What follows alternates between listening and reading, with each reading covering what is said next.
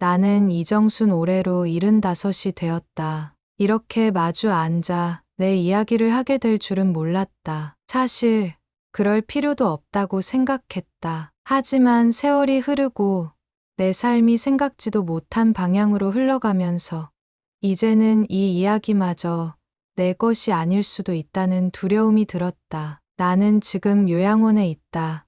내 의지로 온 것은 아니다.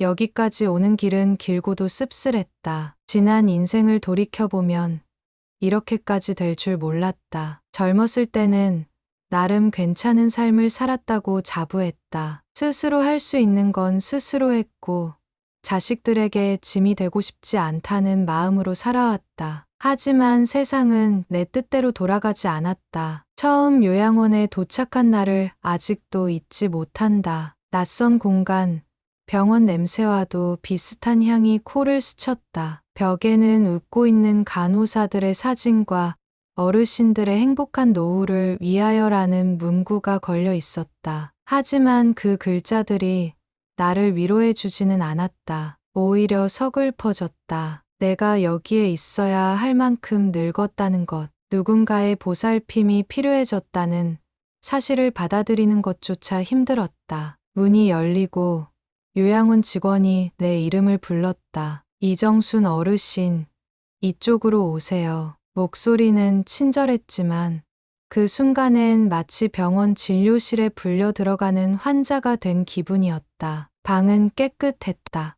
정리된 침대와 작은 창, 그리고 옆방에서 들려오는 희미한 텔레비전 소리. 이곳이 내 남은 인생의 마지막일지도 모른다는 생각이 스쳤다. 벽에 걸린 거울을 봤다. 그 속에는 주름이 깊이 패인 낯설 만큼 낡은 얼굴이 있었다. 처음 며칠 동안은 적응하려고 노력했다. 직원들이 다정하게 말을 걸었고 같은 방을 쓰는 할머니도 나를 반갑게 맞아주었다. 어르신, 처음 오셨죠? 조금만 있으면 익숙해질 거예요. 나는 애써 웃으며 고개를 끄덕였다. 나도 그러길 바랐다. 하지만 시간이 흐를수록 점점 그 말이 틀렸다는 걸 깨달았다. 정해진 시간에 일어나고, 정해진 시간에 밥을 먹고, 정해진 시간에 자야 했다. 내 삶은 내가 정하는 것이 아니라 누군가의 계획표에 따라 움직였다. 그렇게 하루하루가 반복되자 어느 순간부터는 모든 것이 무의미해졌다. 그냥 창밖을 바라보며 시간을 보내는 것이 더 익숙해졌다. 말하는 것도 움직이는 것도 귀찮아졌다. 요양원이라는 공간이 아니라 어느새 내 자신이 감옥처럼 느껴지기 시작했다. 시간이 흐를수록 점점 실감이 났다. 여긴 내 집이 아니었다. 내 집에서는 아침마다 내가 직접 커피를 내리고 텃밭에 물을 주고 책을 읽으며 시간을 보냈다. 하지만 여기서는 정해진 시간에 기상하고 정해진 시간에 밥을 먹고 정해진 시간에 자야 했다. 내게 주어진 자유는 손바닥만큼이나 작았다. 식사 시간도 적응이 되지 않았다. 둥그런 테이블에 앉아 모두 같은 음식을 받아들었다. 누군가는 익숙한 듯 조용히 먹었고 누군가는 밥 한 숟갈 뜨는 데에도 시간이 오래 걸렸다. 나는 밥맛이 없었다. 사실 배가 고프지 않았다. 그리고 무엇보다도 적응되지 않은 것은 대화가 없다는 것. 이곳에는 사람들이 많았지만 정작 이야기하는 사람은 거의 없었다. 누군가는 멍하니 벽을 바라보고 있었고 누군가는 하루 종일 말 한마디 없이 창밖만 쳐다봤다. 나 역시 점점 그렇게 변해갔다. 밤이 되면 생각이 많아졌다. 나는 왜 여기에 있는 걸까? 아무리 생각해도 정답은 없었다. 다만 확실한 것은 나는 이곳에 오고 싶지 않았다는 것. 하지만 내 의사는 중요하지 않았다. 자식들이 이게 최선이라고 결정했으니까. 그렇게 나는 요양원에서 첫날을 보냈다. 잠이 오지 않는 밤, 천장을 바라보며 스스로에게 묻고 또 물었다. 나는 왜 여기에 왔을까? 나는 예전부터 알고 있었다. 언젠가는 이 순간이 올 거라는 걸. 하지만 그게 이렇게 빨리, 그리고 이렇게 허무하게 찾아올 줄은 몰랐다. 그날도 평범한 하루였다. 작은 텃밭에 물을 주고 의자에 앉아 라디오를 들으며 아침을 맞았다. 그런데 전화 한 통이 걸려왔다. 큰아들이었다.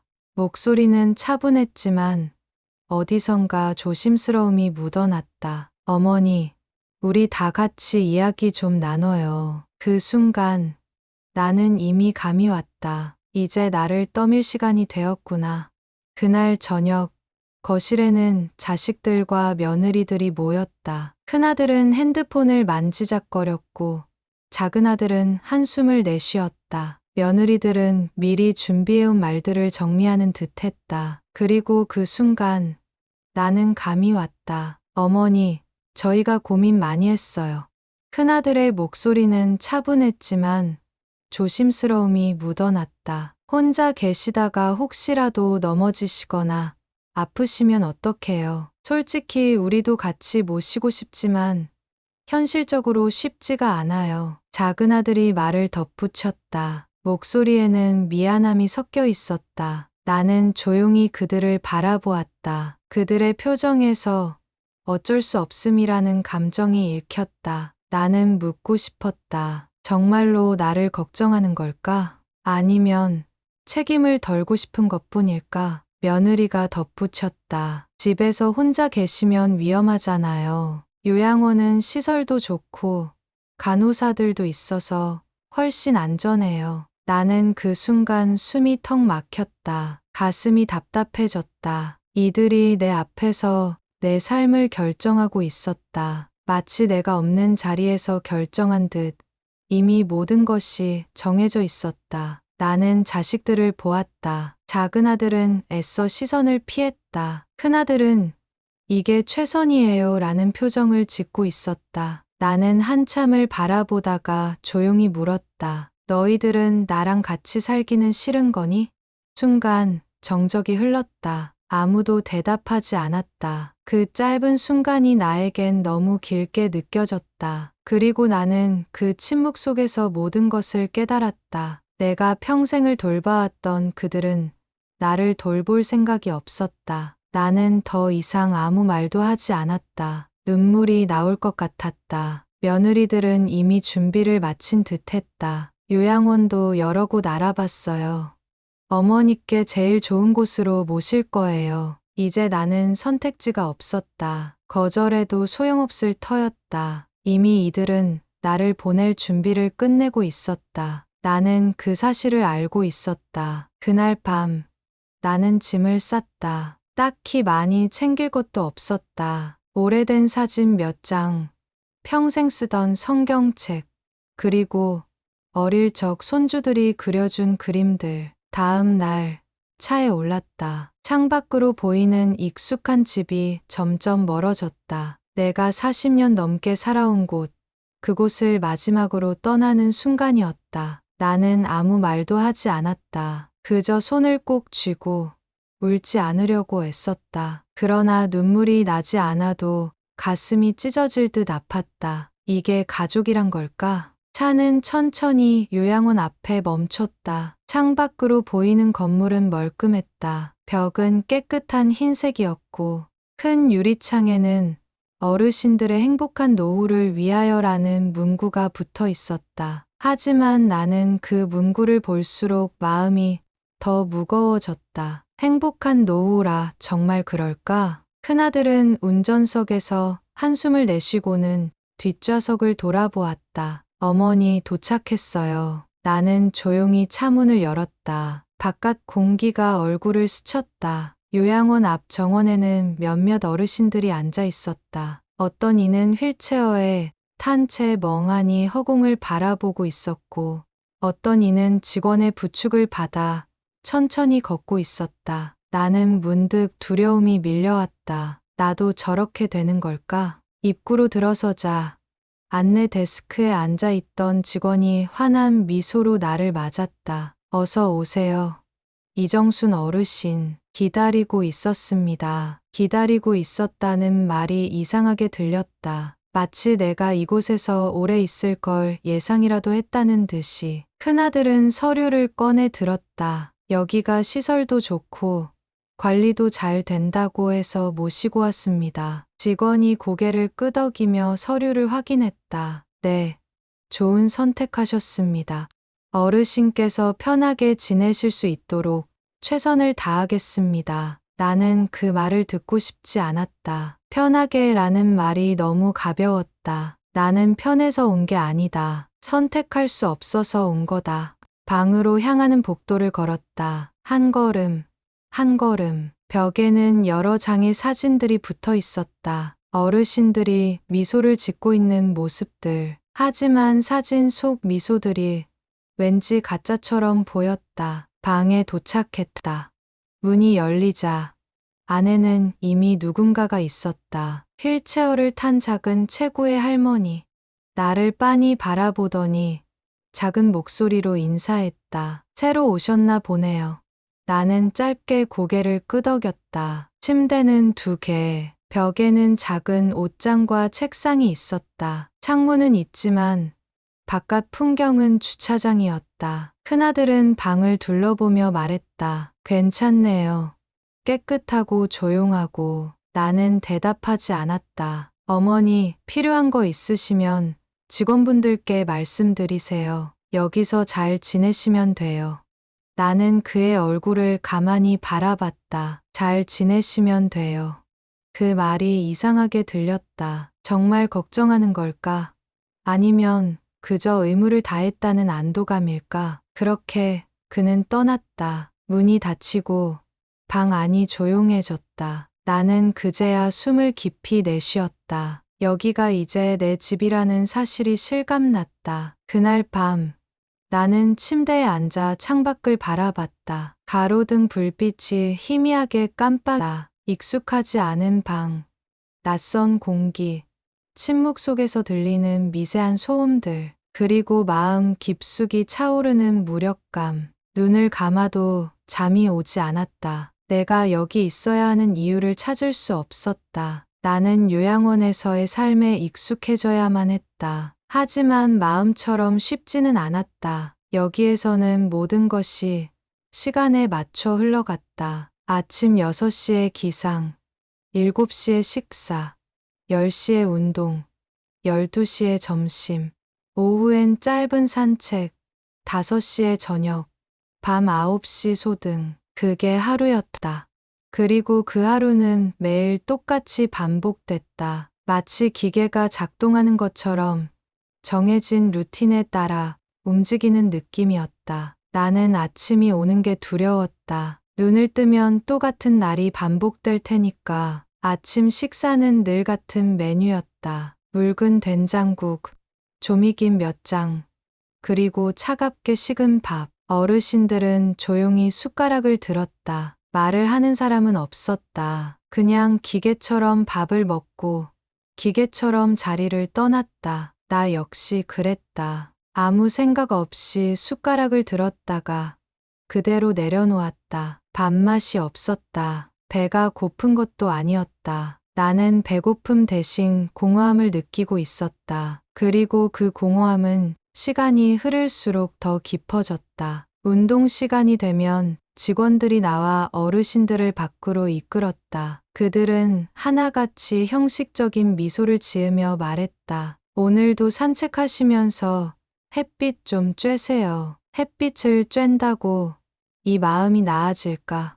나는 창밖을 보며 생각했다. 정원에서는 몇몇 어르신들이 천천히 걷고 있었다. 어떤 이는 휠체어에 앉아 있었고 어떤 이는 나무 벤치에 기대어 쉬고 있었다. 그들의 표정은 하나같이 멍했다. 그들 역시 나와 같은 감정을 느끼고 있는 것 같았다. 나는 조용히 그곳을 돌아다녔다. 특별히 목적이 있는 것도 아니었다. 걸음을 옮길 때마다 바닥에 나무잎 그림자가 움직였다. 그게 내가 본 유일한 변화였다. 산책을 마치고 방으로 돌아오면 늘 침묵이 찾아왔다. 방 안은 너무 조용했다. 벽시계의 초침 소리만이 유일하게 들렸다. 나는 침대에 앉아 창밖을 바라봤다. 어느 날 작은 새 한 마리가 전깃줄 위에 앉아 있었다. 그것을 한참 바라봤다. 새는 가만히 앉아 있다가 날아갔다. 그 순간 이상하게 가슴이 아팠다. 저 새는 날아갈 수 있지만 나는 여기서 벗어날 수 없구나. 저녁이 되면 다른 어르신들과 함께 식당에 모였다. 텔레비전이 켜져 있었지만 아무도 보지 않았다. 그저 소리만 흘러나왔다. 뉴스를 하는지 드라마를 하는지 알 수 없었다. 나는 그 소리에 귀를 기울였지만 그마저도 금세 무의미해졌다. 그렇게 시간이 흘렀다. 말이 줄어들고 웃음은 더 줄어들었다. 나는 점점 말수가 줄어들었다. 나도 모르게 어깨가 처졌고 표정이 굳어갔다. 어느 날 밤 나는 문득 거울을 봤다. 거울 속에는 내가 아닌 다른 사람이 서 있는 것 같았다. 주름이 깊게 패인 얼굴, 생기 없는 눈동자. 나는 그 얼굴을 한참 바라봤다. 내가 이렇게 늙었구나. 침대에 누웠지만 잠은 오지 않았다. 창문 밖에는 가로등 불빛이 희미하게 깜빡다. 나는 천장을 바라보며 생각했다. 나는 이제 이렇게 무력한 존재가 된 걸까?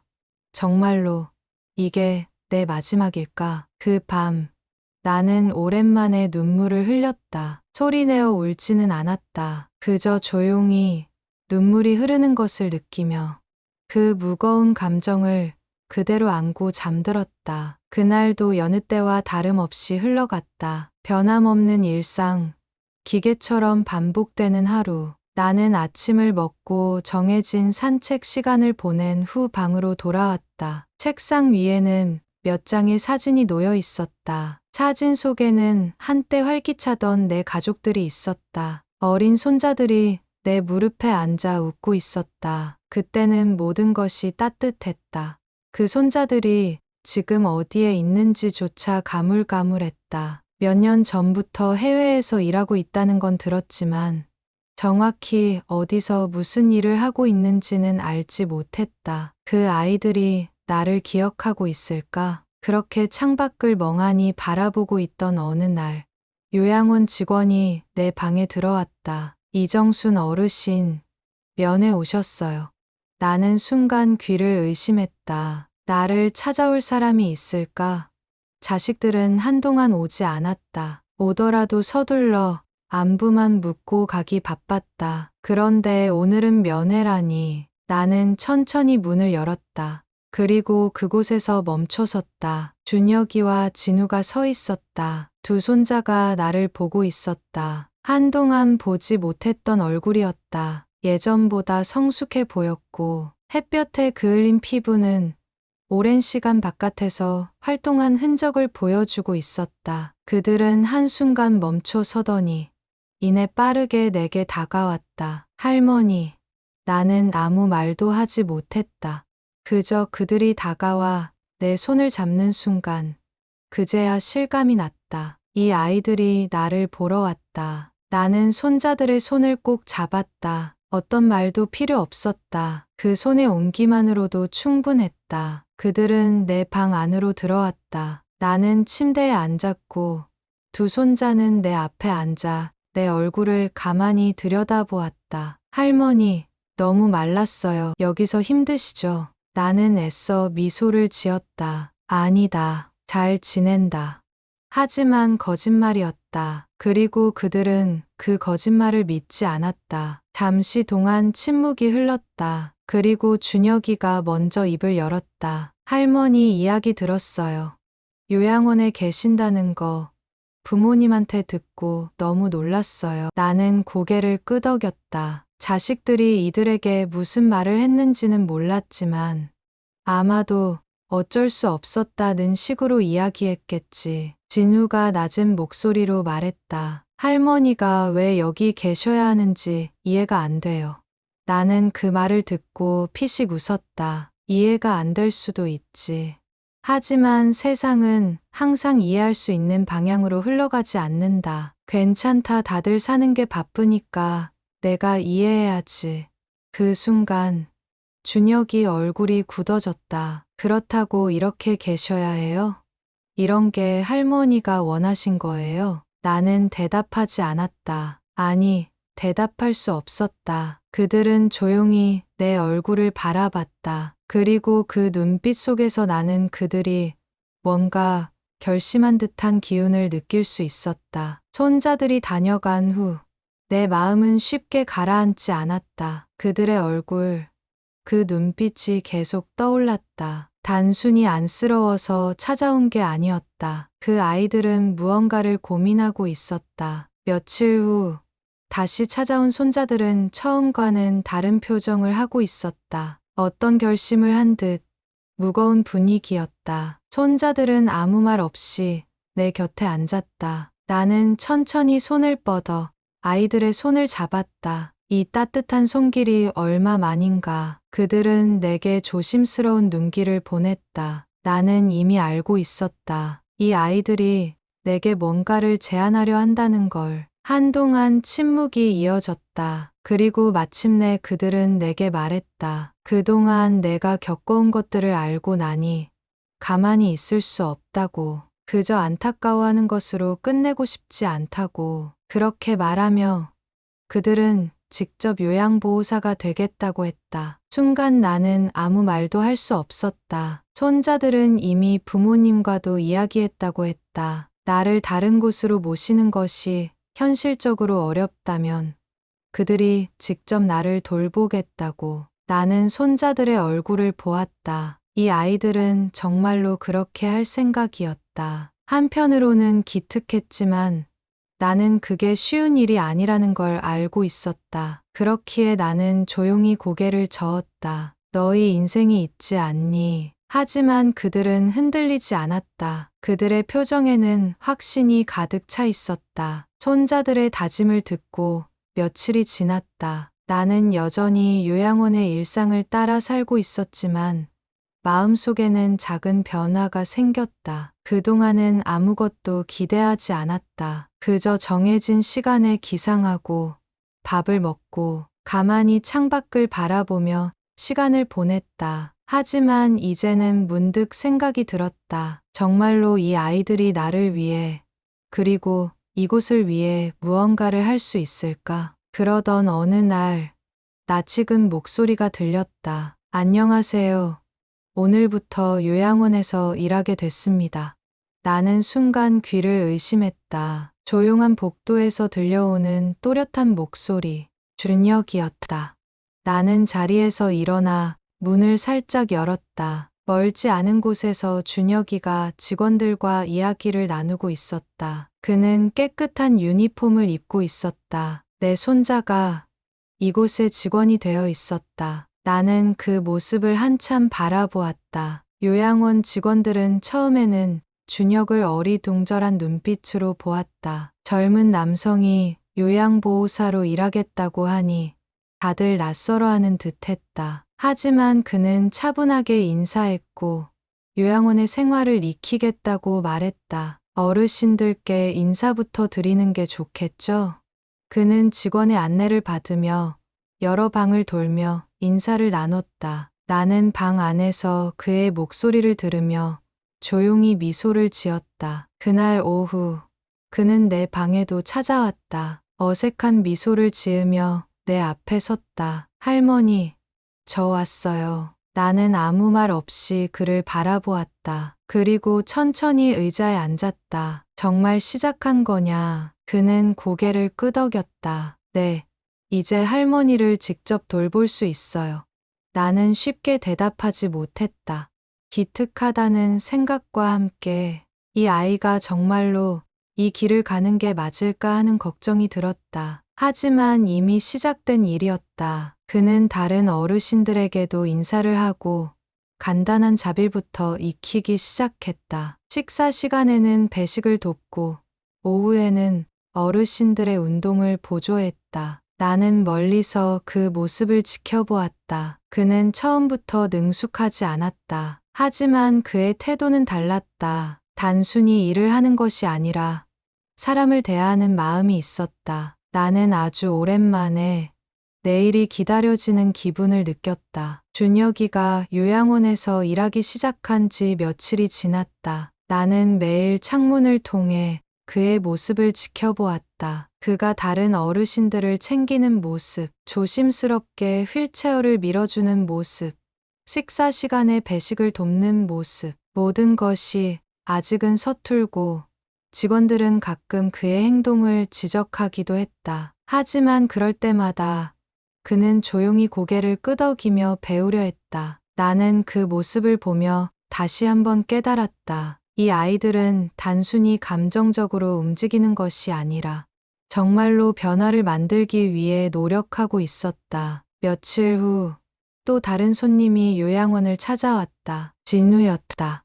그는 내 방에 들어서며 가방을 내려놓았다. 할머니, 저도 시작했어요. 나는 그가 무슨 말을 하는지 단번에 알아차렸다. 너도 요양보호사가 되려는 거냐? 진우는 조용히 웃었다. 이제 교육을 받기 시작했어요.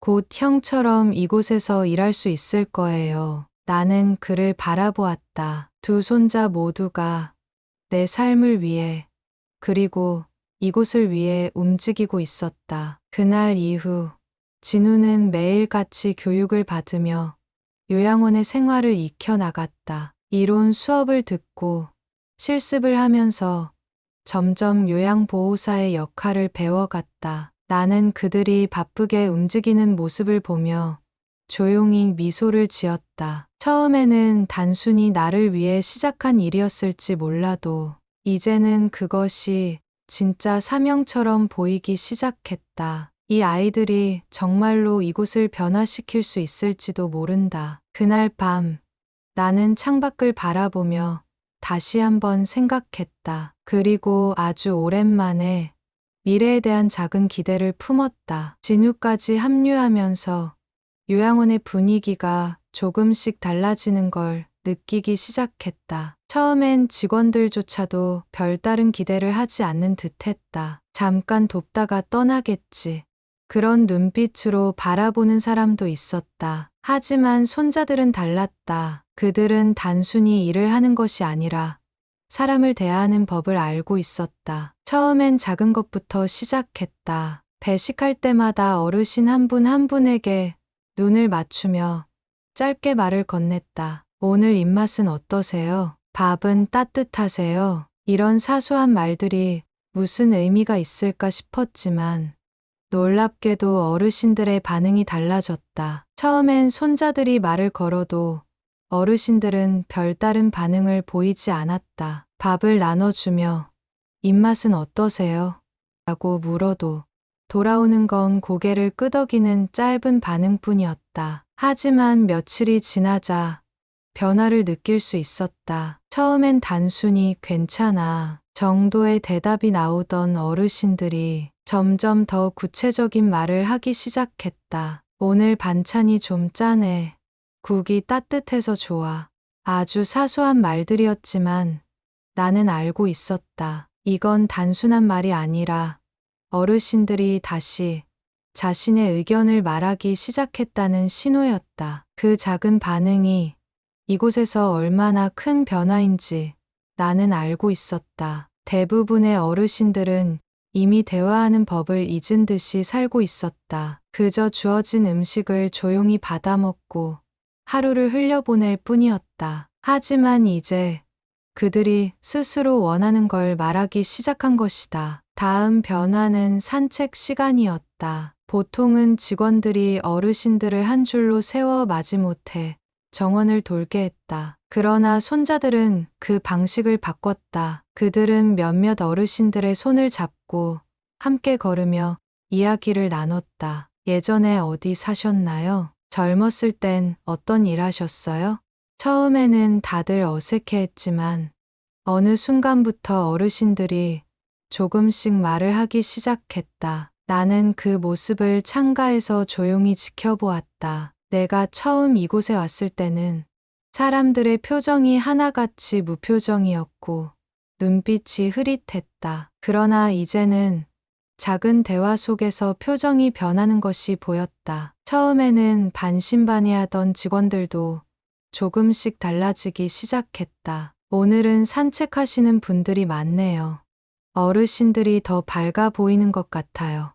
요양원의 분위기가 변하기 시작했다. 어르신들은 더 이상 조용히 시간을 보내지 않았다. 식사 시간에는 짧게나마 대화를 나누었고, 산책 시간에도 서로의 이야기를 들려주기 시작했다. 나는 이 변화가 반가웠다. 하지만 그 변화를 달가워하지 않는 사람들이 있었다. 어느 날 식사를 마치고 방으로 돌아가려는데 복도에서 직원들의 낮은 목소리가 들려왔다. 너무 감정적으로 개입하는 것 같지 않아요? 그냥 원래 하던 대로 하면 될 텐데 굳이 저렇게까지 해야 하나 싶어요. 나는 걸음을 멈추고 귀를 기울였다. 누구의 이야기인지 알 수 있었다. 손자들에 대한 이야기였다. 그날 저녁 준혁이와 진우가 내 방에 왔다. 나는 조용히 물었다. 무슨 일이 있니? 준혁이는 한숨을 내쉬었다. 운영진에서 형식적인 절차를 지키라고 하더라고요. 그동안 손자들은 어르신들과 개인적인 대화를 많이 나누었다. 하지만 운영진의 입장에서 보면 직원과 어르신의 거리가 너무 가까워지는 것이 부담스러웠던 모양이다. 이곳은 요양원이지 가족들이 함께 사는 공간이 아니라는 말을 들었어요. 나는 그 말을 듣고 가슴이 철렁 내려앉았다. 그렇다. 이곳은 가족이 사는 곳이 아니었다. 그들은 어디까지나 직원이고 어르신들은 보호받는 사람들일 뿐. 준혁이는 조용히 말했다. 하지만 할머니, 우리가 본 어르신들은 가족이 필요해 보였어요. 그냥 식사만 해결해주고 필요한 보살핌만 제공한다고 해서 이분들이 행복할까요? 나는 아무 말도 할 수 없었다. 그 아이들은 맞는 말을 하고 있었다. 하지만 세상은 맞는 말만으로 움직이지 않는다. 며칠 동안 운영진과의 긴장이 지속되었다. 준혁이와 진우는 기존 방식과 새로운 방식을 조화롭게 유지하려고 노력했지만 쉽지 않았다. 그러던 어느 날 작은 사건이 터졌다. 요양원의 한 어르신이 아침 식사 후 갑자기 어지럼증을 호소했다. 보통이라면 직원들이 확인하고 간호사에게 보고한 후 절차대로 조치를 취했겠지만 진우는 즉시 어르신의 상태를 체크하고 응급조치를 했다. 덕분에 상황이 악화되기 전에 빠르게 대처할 수 있었다. 이 일이 있은 후 운영진도 그들의 방식이 완전히 틀린 것이 아니라는 걸 인정하기 시작했다. 너무 개인적으로 어르신들과 가까워지는 건 조심해야겠지만 확실히 두 분이 계신 후로 분위기가 많이 좋아졌어요. 나는 멀리서 그 대화를 지켜보았다. 그리고 깨달았다. 이 아이들은 단순히 감정만 앞세운 것이 아니라 진정으로 필요한 변화를 만들고 있었다. 요양원의 분위기가 점점 바뀌고 있었다. 손자들은 단순한 직원이 아니라 어르신들에게 희망을 주는 존재가 되어가고 있었다. 이제 직원들도 그들의 방식에 익숙해졌고 어르신들도 조금씩 더 적극적으로 변해갔다. 나는 그 변화를 조용히 지켜보았다. 그리고 문득 깨달았다. 이 아이들은 단순히 나를 위해 움직이는 게 아니었다. 이곳에서 이들과 함께하는 모든 사람들을 위해 변화를 만들고 있었다. 그 사실을 깨닫는 순간 나는 오랫동안 숨겨두었던 생각을 꺼내야겠다고 결심했다. 나는 한 가지 비밀을 간직하고 있었다. 사람들은 내가 가진 것이 많지 않다고 생각했다. 자식들도 손자들도 내 삶이 단순히 연금으로 유지되는 것이라 여겼다. 하지만 그건 사실이 아니었다. 나는 남편과 함께 사둔 작은 땅이 있었다. 아무도 모르게 아주 오래전 사두었던 땅. 처음에는 그저 조용한 마을의 한 구석이었다. 값도 비싸지 않았고 특별한 의미도 없었다. 그러나 그 땅이 몇 년 전 재개발 지역으로 선정되었다. 그리고 그 이후 땅값은 엄청나게 올랐다. 나는 그 사실을 알고 있었지만 누구에게도 말하지 않았다. 자식들에게조차도. 왜냐하면 그 돈이 내가 원하는 방식으로 쓰이지 않을 것을 알고 있었기 때문이었다. 자식들은 이미 각자의 삶이 바빴고 부모를 돌본다는 것은 그들에게 부담이었다. 나는 그들에게 무언가를 남겨줄 생각이 없었다. 하지만 이 아이들은 달랐다. 준혁과 진우. 그들은 나를 위해 그리고 다른 사람들을 위해 움직였다. 단순히 유산을 기대하는 것이 아니라 정말로 더 나은 환경을 만들고 싶어 했다. 나는 그제야 결심했다. 이 돈을, 이 땅을 이 아이들에게 남겨야겠다고. 하지만 단순히 물려주는 것이 아니었다. 나는 그 돈이 단순한 유산이 아닌 더 많은 사람을 위한 희망이 되길 원했다. 나는 조용히 준비를 시작했다. 변호사와 상담을 마치고 유언장을 새롭게 작성했다. 이제 내 재산은 더 이상 단순한 숫자가 아니었다. 이 아이들이 만들어갈 미래를 위한 밑거름이 될 것이었다. 하지만 나는 아직 그들에게 이 사실을 알리지 않았다. 그들의 노력이 어디까지 닿을 수 있을지, 그리고 정말로 변화를 이끌어낼 수 있을지를 지켜보고 싶었다. 그즈음 요양원은 눈에 띄게 달라지고 있었다. 준혁과 진우는 단순히 어르신들을 돌보는 것을 넘어서 운영 방식 자체를 바꾸려 했다. 그들의 방식은 단순했다. 어르신들이 스스로 할 수 있는 것들을 조금씩 늘리자. 사실 요양원의 문제는 단순한 관리 부족이 아니었다. 어르신들은 보호받는 것이 아니라 그저 수동적인 존재로 살아가고 있었다. 그런데 손자들은 그 점을 바꾸려고 했다. 첫 번째 변화는 역할 분담이었다. 어르신들에게 단순한 일들을 맡겼다. 어떤 분은 식사 전에 물을 나누어 주었고, 어떤 분은 신문을 돌렸다. 다른 분들은 작은 화단을 가꾸기 시작했다. 그 변화는 아주 사소해 보였지만 나는 알 수 있었다. 사람들의 눈빛이 조금씩 달라지고 있었다. 이제 그들은 그저 기다리는 것이 아니라 하루를 살고 있었다. 두 번째 변화는 취미 모임이었다. 준혁은 그림을 좋아하는 어르신들을 모았고, 진우는 예전에 음악을 하셨던 분들과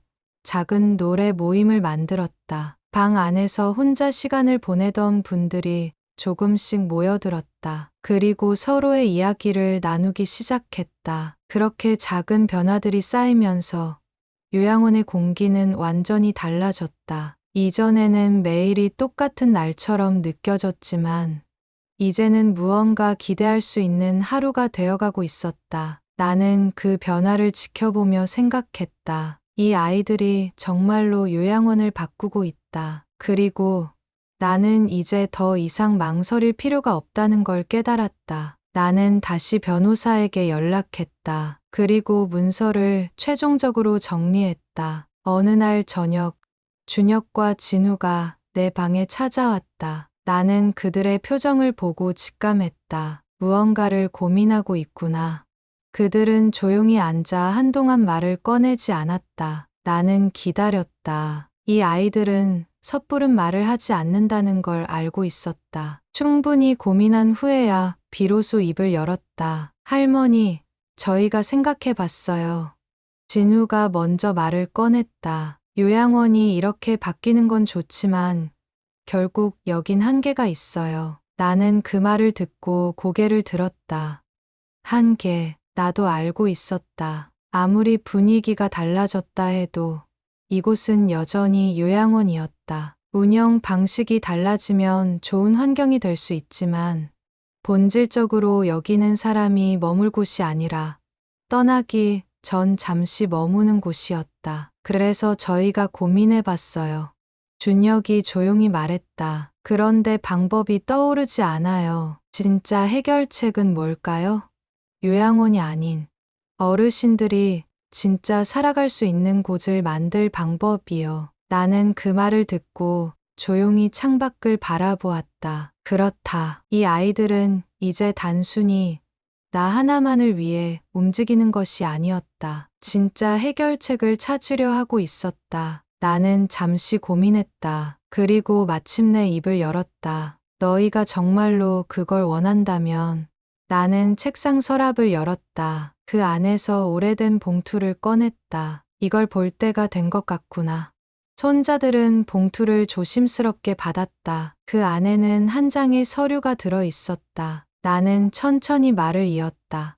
이건 너희가 진짜 해결책을 찾을 수 있는 열쇠가 될 거야. 그 순간 손자들의 눈빛이 흔들렸다. 나는 그들에게 미소 지었다. 이제 진짜 변화가 시작될 순간이었다. 손자들은 내게서 건네받은 서류를 가만히 들여다보았다. 그들의 손끝이 살짝 떨리는 것이 보였다. 나는 천천히 숨을 내쉬었다.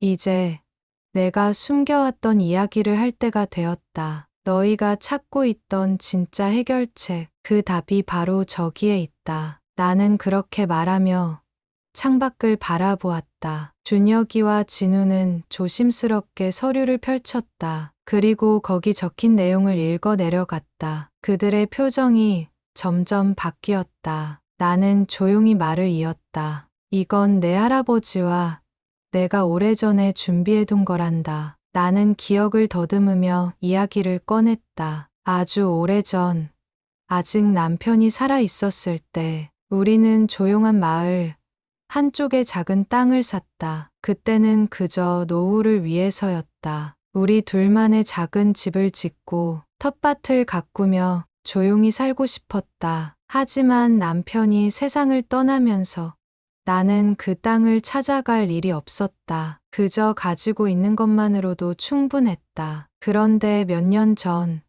그 땅이 재개발 지역으로 지정되었다. 나는 그 사실을 알았지만 아무에게도 말하지 않았다. 왜냐하면 그 돈이 단순한 숫자로만 남을까 두려웠기 때문이었다. 그저 자식들에게 나눠주는 돈이 되는 것이라면 의미가 없다고 생각했다. 그런데 이제는 달랐다. 나는 손자들의 눈을 바라보았다. 너희가 진짜 해결책을 찾고 싶다면 이 땅을 이용해 보거라. 손자들은 아무 말 없이 서류를 들여다보았다. 그들의 눈빛 속에서 나는 혼란과 결심이 동시에 떠오르는 것을 볼 수 있었다. 할머니, 이걸 저희에게 주시는 거예요? 나는 조용히 고개를 끄덕였다. 하지만 그냥 주는 게 아니다.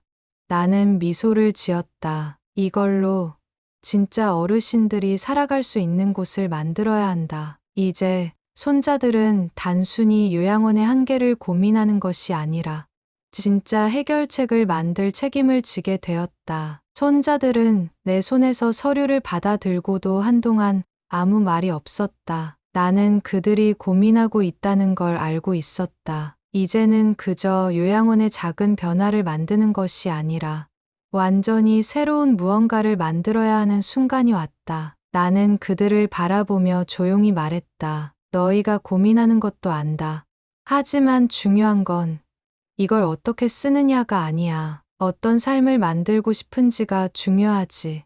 그 말에 진우가 고개를 들었다. 그리고 준혁도 숨을 깊이 내쉬었다. 그들의 눈빛에서 나는 결심이 굳어지는 걸 볼 수 있었다. 그날 밤, 손자들은 내 방을 나간 후 다시 돌아오지 않았다. 나는 그들이 밤새 이야기했을 거라는 걸 알았다. 그리고 며칠 후 그들은 내게 다시 찾아와 말했다. 할머니, 저희 결정했어요.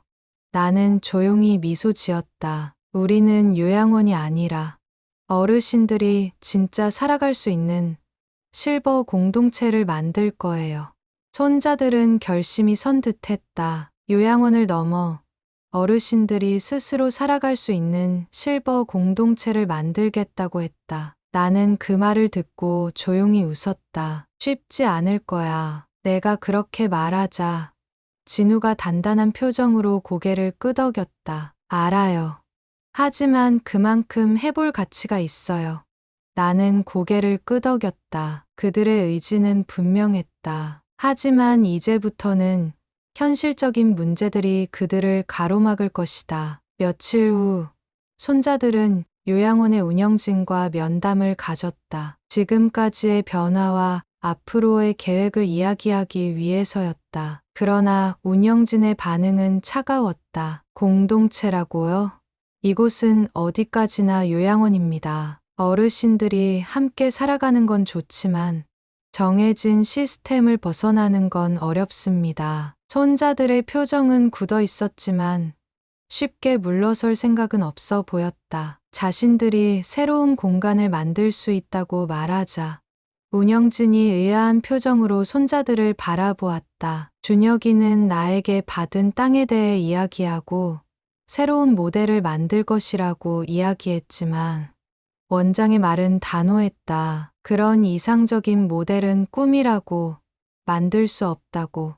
하지만 쌍둥이들은 꼭 이루어낼 거라며 자신들에게 다짐하듯 말하며 원장실을 나왔다. 하지만 현실적인 문제들은 여전히 남아 있었다. 돈, 공간, 인력, 법적인 절차까지. 손자들은 이제 그 모든 것을 해결해야 했다. 나는 조용히 창밖을 바라보았다. 이제 정말로 새로운 길이 시작되겠지만 그 길이 얼마나 험난할지 그들도 곧 알게 되겠지. 그러나 나는 믿었다. 이 아이들이라면 그 길을 끝까지 걸어갈 거라고. 손자들의 결심은 확고했다. 하지만 의지만으로 모든 것이 해결되는 것은 아니었다. 요양원의 운영진과 이야기를 나눈 후 손자들은 본격적으로 실버 공동체를 만들기 위한 현실적인 문제들을 마주하게 되었다. 첫 번째 문제는 자금이었다. 땅이 있다고 해도 건물을 짓고 운영할 비용이 필요했다. 두 번째 문제는 허가와 법적인 절차였다. 단순한 요양원이 아니라 어르신들이 스스로 생활할 수 있는 공동체를 만들기 위해서는 일반적인 복지시설과는 다른 접근이 필요했다. 세 번째 문제는 사람들이었다. 과연 요양원에 있는 어르신들이 새로운 환경으로 옮겨갈 의지가 있을까? 그리고 가족들은 그것을 허락할까? 나는 손자들이 점점 고민이 깊어지는 것을 지켜보았다. 하지만 그것이 당연한 과정이라는 것도 알고 있었다. 새로운 길을 만들어가는 것은 결코 쉽지 않다. 하지만 그렇기에 더 가치 있는 일이기도 했다. 어느 날 준혁과 진우가 다시 내 방을 찾아왔다. 그들의 얼굴은 여전히 굳어 있었지만 눈빛만은 흔들리지 않았다. 할머니, 저희가 생각해봤는데 지금 당장 큰 공간을 만드는 건 어려울 것 같아요. 그래서 먼저 작은 단위로 시작해보려고요. 처음부터 많은 어르신들을 모시는 게 아니라 할머니를 포함해서 몇 분만 먼저 시작해보려고요. 나는 고개를 끄덕였다. 이 아이들은 단순히 이상을 좇는 것이 아니라 현실적인 방법을 찾아가고 있었다. 나는 그들의 계획을 들으며 조용히 고개를 끄덕였다. 그렇다. 세상의 모든 변화는 작은 시작에서 비롯된다. 손자들은 먼저 요양원의 어르신 중 몇 분을 모집하기로 했다. 이곳에서 생활하는 동안 자율성을 갈망하던 분들, 그리고 스스로 무언가를 하고 싶어 하던 분들을 설득하고 모집했다. 그들의 가족들도 설득해야 했다. 요양원의 어르신들을 맡긴 사람들은 부모님을 안전하게 보호받을 수 있는 곳에 두었다고 믿고 있었다. 그런데 이제 새로운 실험적인 공간으로 옮기는 것을 쉽게 받아들일 수 있을까? 손자들은 가족들을 설득하기 위해 요양원에서 변한 어르신들의 모습을 보여주기로 했다. 이곳에서 스스로 역할을 맡고 하루를 의미 있게 보내고 있는 어르신들의 모습. 이것이 단순한 이상이 아니라 충분히 현실적인 대안이 될 수 있다는 걸 증명하고 싶었던 것이다. 나는 손자들을 보며 조용히 생각했다. 이제는 나도 단순한 구경꾼이 될 수 없었다. 손자들의 계획이 구체화되면서 이제 가장 어려운 과정이 남아 있었다. 어르신들의 가족을 설득하는 일. 요양원에 있는 많은 어르신들은 본인 스스로보다는 가족들의 선택으로 이곳에 오게 된 경우가 많았다. 그들에게는 요양원에 계시면 안전하다는 생각이 자리 잡혀 있었다. 그러니 이제 와서 새로운 공동체로 옮기겠다고 하면 쉽게 허락할까? 나는 이 부분이 가장 큰 걸림돌이 될 거라고 생각했다. 손자들은 요양원에서 변한 어르신들의 모습을 보여주면서 이곳의 생활이 단순히 보호받는 것에 그치는 게 아니라 함께 살아가는 것이 될 수 있다는 걸 설명하기로 했다. 그리고 내가 가장 먼저 움직일 차례였다. 며칠 후 큰아들과 작은아들이 면회를 왔다. 오랜만에 두 아들을 마주하니 나는 순간 무엇부터 말을 꺼내야 할지 망설여졌다. 하지만 더 미룰 수는 없었다. 나는 조용히 입을 열었다. 나 이 요양원을 떠날 생각이다. 그 말을 꺼내자마자 큰아들의 얼굴이 굳어졌다. 작은아들도 당황한 듯한 표정과 대체 왜 이러지? 라는 표정으로 나를 바라봤다. 여기가 싫어서가 아니다. 이제는 내가 스스로 살아갈 방법을 찾았기 때문이야. 나는 천천히 손자들이 준비한 계획을 이야기했다. 단순히 요양원을 벗어나는 것이 아니라 어르신들이 함께 생활할 수 있는 새로운 공동체를 만드는 과정을 설명했지만 두 아들의 반응은 냉담했다. 이상적이라며 그런 게 가능할 리가 없다고 했다. 하지만 나는 그 말을 듣고도 흔들리지 않았다. 이제는 누군가의 보살핌을 받으며 남은 시간을 보내는 것이 아니라 내 삶을 스스로 살아가고 싶다. 큰아들이 깊은 한숨을 쉬었다. 작은아들은 한참을 고민하는 듯 보였다. 그리고 마침내 두 아들은 내가 하고 싶은 대로 하라며 고개를 끄덕였다. 그렇게 가족들의 허락을 받아낸 후 이제 실버 공동체로 첫걸음을 내디딜 준비가 되었다. 손자들은 빠르게 움직였다. 우리가 사용할 공간을 정비하고 필요한 시설을 마련했다. 당장은 모든 것이 완벽하지 않았지만 처음부터 완벽한 곳이란 있을 수 없었다. 우리의 목표는 완전한 독립이 아니라 함께 살아가는 새로운 방식을 만들어가는 것이었다. 실버 공동체로 출발했다. 나는 작은 가방 하나만 챙겼다. 그리고 아주 오랜만에 설레는 마음으로 문을 나섰다. 우리가 도착한 곳은 단순한 요양시설이 아니었다. 어르신들이 함께 모여 생활하는 작은 마을이었다. 각자의 방이 있지만 공동 거실과 식당이 있었다. 매일 아침 어르신들은 스스로 할 일을 정했다. 누군가는 아침 식사를 준비하고 누군가는 화단을 가꾸며 또 누군가는 동네 아이들에게 옛날 이야기를 들려주었다. 우리는 서로를 돕고 함께 살아갔다. 그리고 나는 깨달았다. 이곳은 단순한 머무는 공간이 아니라 살아가는 공간이라는 것을.